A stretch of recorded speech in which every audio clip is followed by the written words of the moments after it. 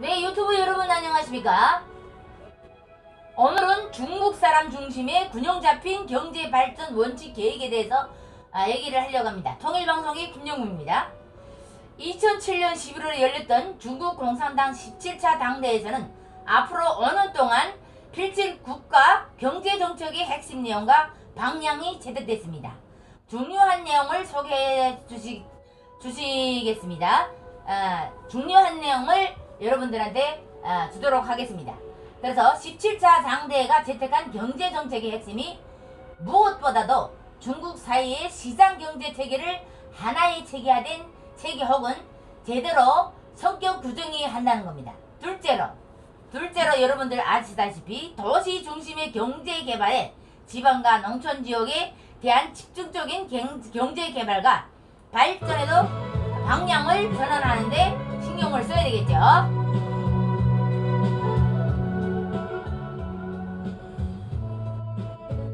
그래서 경제 정책이라고 할 수 있는 특히 지난 30년 동안 중국 경제를 초고속으로 성장시킨 중국 특색의 사회주의 시장 경제가요 많은 사람들에게 주목을 끌고 있습니다.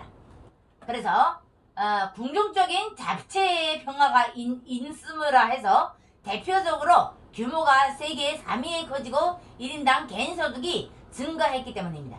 낙후하고 뒤떨어지던 나라에서 정치, 경제, 군사 대국으로 탈바꿈하면서 국제정치 경제의 전면에 나서는 크고 작은 발전과 업적을 이루어냈다고 볼 수 있겠습니다.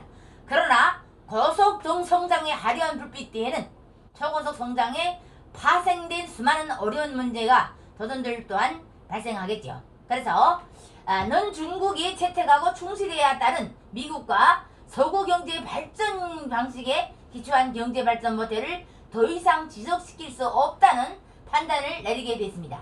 무엇보다도 지금 환경과의 오염 문제가 심각하고요. 매년 10만 개의 새로운 일자리를 계속 창출해야 하는 과제 또한 적지 않은 도전으로 도합해 와 있습니다. 오늘 우리는 중국은 지난 30년 동안 자기가 이룩한 경제 발전의 속도와 규모 그리고 방향 등을 큰 자질 없이 향후 지한 20년을 지속해야 하는 과제와 동시에 고속 경제 성장에서 파생되고 있는 재반, 정치, 사회, 경제, 문화, 환경 등의 크고 작은 문제들을 어떻게 극복하고 개선해 나가는가의 문제들이 많은 사람들이 이게 입스림에 지금 오르고 있습니다. 제 기억으로 중국 정부가 조화와 균형을 부쩍 강조하고 있다는 인상을 받았습니다. 잘 보셨습니다. 저는 30년의 경험으로부터 우리가 얻은 교훈 가운데 하나가 성장과 발전을 어떻게 해요? 기계적으로 동일시해서는 절대로 안 된다는 겁니다. 앞으로 중국 정부는 지금까지의 경제 발전을 지속하면서 한편으로는 지난 시기 중요시했던 양보보다 질에 중점을 두면서 균형과 조화의 사회적 기치에 더 많은 관심과 노력을 기울일 것입니다. 이를 위해 우리는 사회 전반이 조화롭고 균형 잡힌 발전을 위해서 전력할 것이며 사회보장제도 등에서 사회적 원칙을 지키고 확대해가려는 노력에 힘을 쏠 것입니다. 무엇보다도 반부격차, 그런 반부격차랑 여러분들도 아시겠죠? 확대 도시와 농촌의 발전 차이 등의 문제를 해결하려고 할 것입니다. 아직도 내륙지방의 많은 사람들이 가난과 질병으로 고통을 받고 있습니다. 우리의 주된 관점은 급속한 경제 발전의 혜택을 어떻게 전체 인민들로 골고루 받도록 하는가에 달려 있고요. 채택한 경제 발전의 원칙이 사람 중심 발전이라고 할 수 있겠습니다. 이렇게 과거의 경제 정책에서 탈피하면서 17차 당대회가 채택한 과학적 경제 발전 원칙은 사람 중심의 경제 발전 모델을 채택했다는 데서 큰 의미를 찾을 수 있을 것입니다. 그 의미는요, 균형 잡힌 경제 발전을 추구하겠다는 것이고요. 이것이 17차 당대회에서 경제 정책 부분에서 세상에서 천멸한 각한 발전의 사상의 핵심 내용으로 될 수도 있다는 겁니다. 따라서 우리들은 어떻게 돼요? 당이 결정한 새로운 강령과 정책, 원칙을 들고 어떻게 곧바로 실천에 옮기기 위해서 최선을 다하고 있는가? 아니면 실천 행동은 중앙당과 정부 차원에서만 진행되지 않은가? 국가와 정부 외에 전체 인민이 함께 참가해서 풀어가기 위해서 적극적 차원에서 대대적으로 진행할 것으로 볼 수 있습니다. 세 번째를 본다면요. 동북아 지역에서 중국의 급속한 경제 발전을 넣고 경제와 견제의 목소리도 나오고 있습니다. 중국의 정치 군사 대국으로 북상하면서 자연스럽게도 나타나는 현상이라고 생각할 수는 있는데요. 그런 논란 가운데는 중국 협론도 있고, 이런 논란에 대해서 여러분들은 어떻게 생각을 하고 있어요? 중국의 급속한 경제 발전이 이룬 정치 군사 대학과 경황에 대해서 이렇게 국희 논문 등 다양한 우리가 염려하는 것을 잘 압니다만, 그런데 이제 역사사지에서 해서 생각해 보면은요, 오히려 중국 경제의 급속한 발전이 동북아 지역과 세계의 경제의 활성화에 기여하고, 또 다른 한편으로 지구촌의 국제정치 경제적 역학 구도에 큰 지장 변동을 일으키고 있다는 측면에서 이른바 중국 위험론 문제를 바라보고 있습니다. 중국의 경제 발전은 중국뿐만 아니라 이웃과 지역 그리고 나아가서 세계 경제에도 지대의 공헌을 하고 있습니다. 즉 세계 최대 시장으로 받아들일 중국 경제의 발전과 활성화는 한국, 일본, 몽골 등 동북아 지역의 나라들에게 공통의 경제적 이익이 돌아가고 있다고 생각을 하고 있습니다. 그러나 지난 30년 급속한 경제 성장의 발전 이면에는 새로운 형태의 온갖 도전과 문제점들이 많겠죠.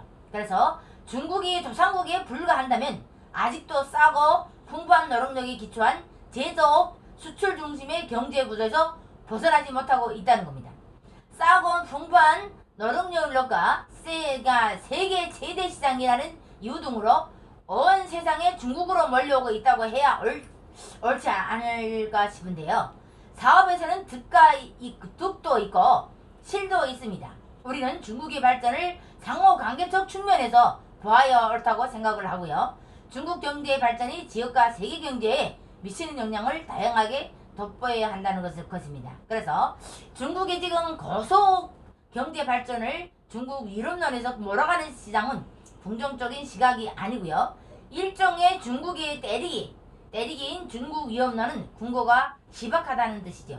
무엇보다도 우리는 아직도 산적한 내부 문제들로부터 생겨난 어려운 도전과 국가적 과제들을 해결하느라 대외 관계에서 패관주의 그리고 분쟁을 만들거나 간섭할 수 있는 위치에 있지 않다는 거죠. 그래서 중국 때리기 이야기 나와서 말인데요. 지금 여름 세계가 중국의 식품 위생 문제와 산채의 위험한 장난감 제조 문제로 온통 난리였을 때 미국 장난감 회사의 본사 회장이 직접 중국에 와서 문제의 원칙과 책임을 자기를 회사에 있다고 발표했던 사례가 있었죠. 맞습니다. 그 문제도 초기에는 온통 중국에게만 비난이 쏟아졌지요. 물론 우리는 책임이 있습니다. 그러나 미국 장난감과 회상이 직접 나와서 해명을 하고 책임을 나누어지면서 중국에 대한 비난이 좀 수그러지긴 했지만, 실은 장난감이 모든 디자인과 아이디어들은 미국 본사에서 하고 우리들은 그에 따라서 장난감을 대량 생산해서 미국 제품을 수출하는 공정을 맡고 있다는 겁니다.